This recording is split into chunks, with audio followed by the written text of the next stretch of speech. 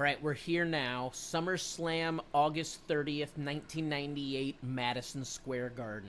Oh What's it my like lord. working a pay-per-view at the biggest, most famous stadium of all time? And I'm going to say, I know you've mentioned MSG didn't have the meaning for you that it does Yeah. for others, but is there anything to it being SummerSlam in the Garden?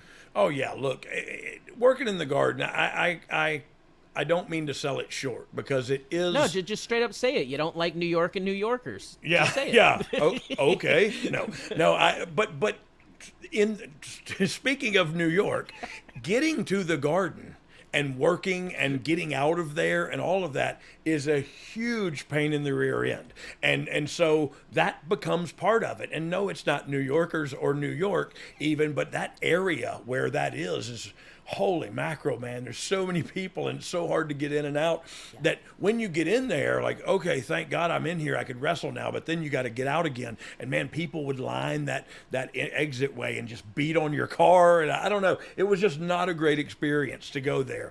It was a great experience to wrestle there. If that makes sense, or if I can leave Absolutely it at does. that, it was just a really inconvenient getting in and out of that place. On Sunday Night Heat, a show-long storyline begins with Jeff Jarrett and Southern Justice shaving Howard Finkel's hair and mustache to build to the pay-per-view. Why did it feel like at that time the Fink was becoming the butt of a lot of jokes? Because he was. And look, I think it was all in fun because Vince took very good care of him and did to the end. Fink was a great guy, and we'll get into some stories here and what I loved about Fink. But yeah, they took some liberties with Fink. He would buy a new car and they would smash in the window or something. But they would always pay for a new windshield, he bought him a new car one time. You know what I mean? Like Vince took care of Fink because Fink came up with WrestleMania. You know what I mean? Like that was Fink's. So he was very good at his job, and everybody knew it.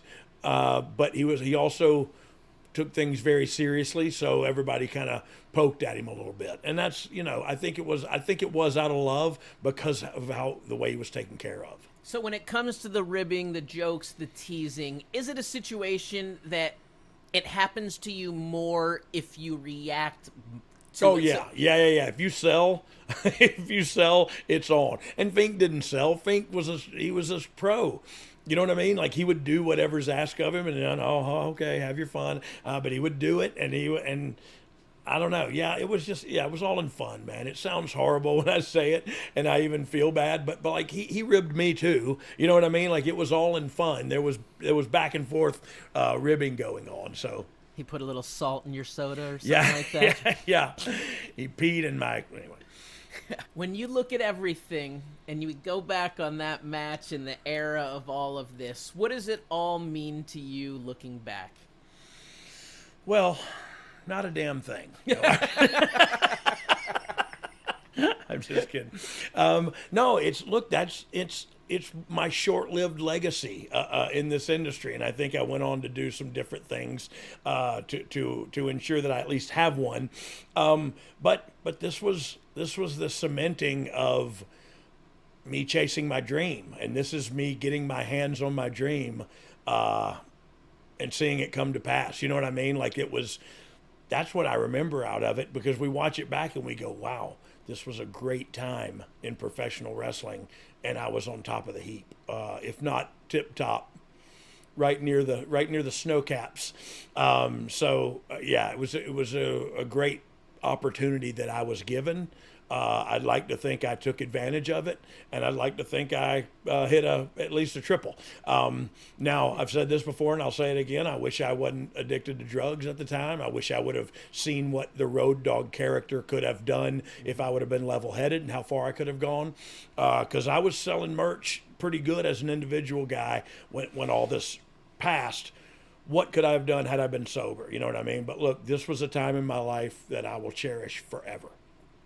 All right, Dylan Leahy wants to know, what was Dogg's opinion on the pairing of Mankind and Kane? What did you think of that tag team? Look, I thought it was awesome. I liked both the gentlemen, the human beings. I liked both their characters. I loved their work. I loved working with them. Glenn is a night off, and Mankind brought it a little bit, and so we were bringing it a little bit too. It made Glenn kind of get hop on his horse a little bit too, but. I love the team. What a team. Kane and Mankind. You know what I mean? That's pretty. And we didn't beat that team, but we beat one of them and won the titles back. They were an awesome supernatural tag team. Michael Cohen has a great question here. I like this one. Backstage, what was the atmosphere like for the boys in the hair versus hair match with Jarrett and X-Pac? Since you're good friends with both Jeff and Sean, who did you want to see win and who did you want to see lose their hair? Well, I would love to have seen X-Pac lose his hair just so I could see him bald, because I don't know what he would. I don't know what he would like. I don't know. He looks great now, and he's kind of has that slick back look and bald on the sides, and I think he looks great. So yeah, he's got a decent looking head. I think it was more appropriate the guy that won the match and got it, and shaved Jeff's head. And like we talked about earlier, Jeff needed that makeover. He needed to find another to reinvent himself, and he did after this hair versus hair match.